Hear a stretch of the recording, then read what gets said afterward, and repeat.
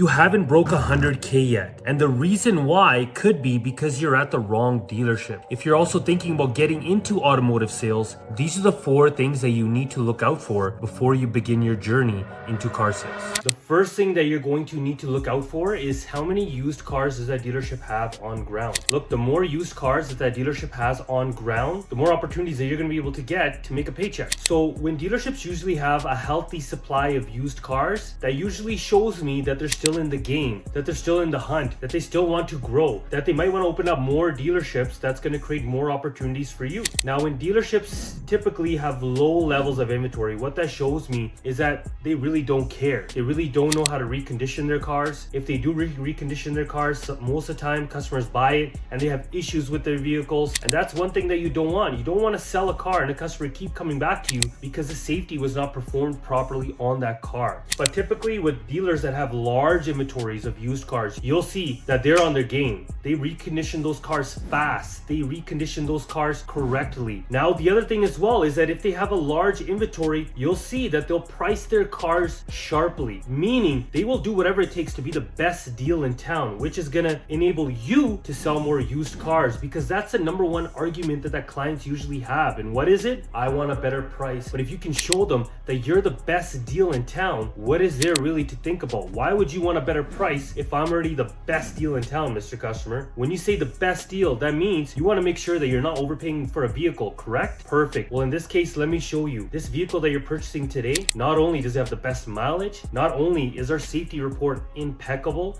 but also we're the cheapest priced within a 500-kilometer radius, Mr. Customer. Would you not say by looking at this and what I've told you today that you're getting the best deal in town? So you want to make sure that any dealership that you're applying for or that you're working at right now, that they have a healthy supply of used cars. This is going to give you the most opportunities to make that $10, $12, $15,000 a month paycheck. Now, if they don't have a healthy supply of used cars, I can tell you right now, they're probably not in the game. The managers are probably lazy and they're probably just coasting. You don't want to be at a dealership like that. You want to be at a dealership that is hungry to succeed. Now, the second thing is you want to look at the number of salespeople that they have. If they have a crazy amount of sales staff where you're not even going to get the opportunity to be able to talk to somebody that walks in the door, probably not a dealership that you want to work at. Now, a dealership that has more salespeople then can enable them to selling 10 cars a month bare minimum. Most of the time have a high turnover ratio, and they also most of the time don't really care about their salespeople. And they also most of the time don't really give a shit about their salespeople. So you want to watch out for this. What I like to look at just bare minimum by looking at their used cars is ideally I'd like to have a 1-to-2 ratio.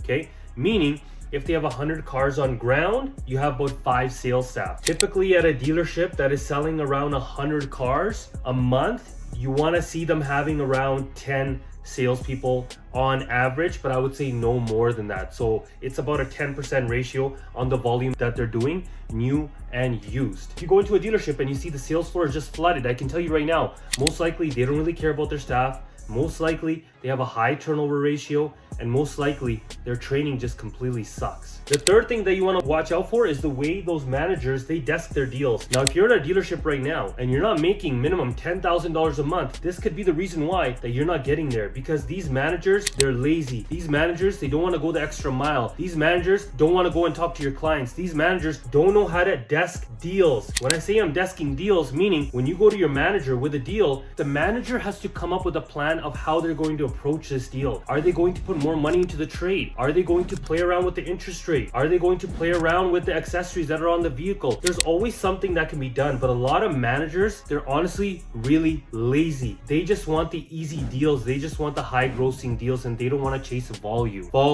If you're at a dealer that is not chasing volume, this is going to hinder you from breaking that $100,000 a year income, and this is a dealership that you want to avoid. The fourth thing is, just like customers look at Google reviews, I think you should take a look at the Google reviews as well. Because if the Google reviews are very low, you see managers are not responding, and all you see is clients that are just furious and upset. Most likely, how dealerships treat their customers is how usually they will treat their employees. If dealerships don't care at all and just let their Google reviews go to shit, that means that's how they're probably going to treat you. So do Google reviews really matter? Yes, they do. That shows that their marketing department actually cares about their clients. It shows that the dealership is concerned because they know most of the customers, the first thing that they're going to look at is the Google reviews. Let me ask you a question. If you're applying at a dealership or you work at one right now that has shitty Google reviews, do you think you're getting the most amount of leads possible to give you the opportunity to get to your dream life? Answer that question correctly. Go to your dealership's Google reviews right now. If you were a customer, would you go to your dealership or would you go somewhere else? If the dealership doesn't give a shit about their Google reviews, I'm telling you right now, it's gonna hinder you from succeeding.